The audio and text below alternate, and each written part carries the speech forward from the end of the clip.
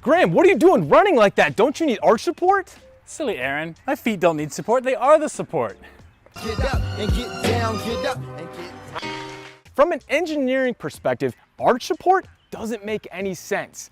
If you ask an engineer, how do you support a bridge? Well, let's talk about what kind of bridge.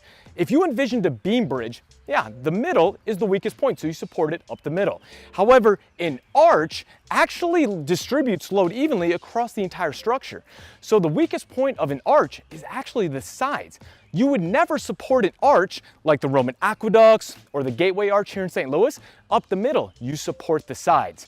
So something like this doesn't make sense because here's the deal. Your foot is also organized with arches.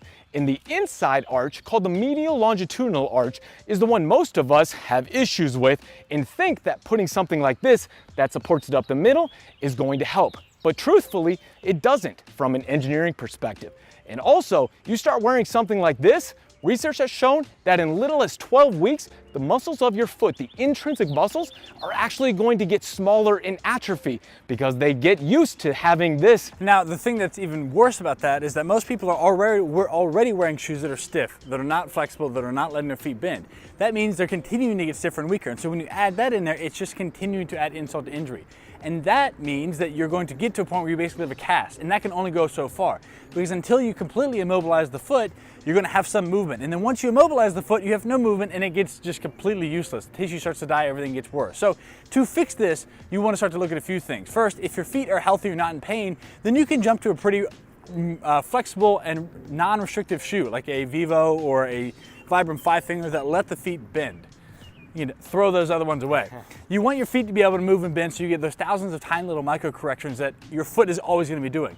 Then it's also good to get out of your shoes. So let your feet move, let your feet be feet, let them walk, feel the ground. That's really important as well. And there's a number of foot strengthening exercises you could do to get circulation, to get strength, to get tendon resiliency back to the feet. These are all part of getting your feet restored and taking your body back. So the big thing you need to understand, guys, is that something like this helps you support the arch by getting the sides down and allowing your natural arch to strengthen itself. Guys, the big thing to understand is that when we look at the size of your arch, it's not the most important thing. Some people have flatter arches, some people have higher arches. It's not the size of the arch that matters, it's how it functions and can you control it. A lot of people need to work on the control of their foot rather than trying to prop it up in the middle with arch support. Now, if you want to learn how to get stronger feet, check this out. If you want to work at improving the health of your feet, check out this. And until next time, guys, happy squatting. Throw those arch supports away. They say that energy flows where attention goes, so I pay no mind. Why waste my time with all these negative cats scratching? So caught up in their egos, these people have lost.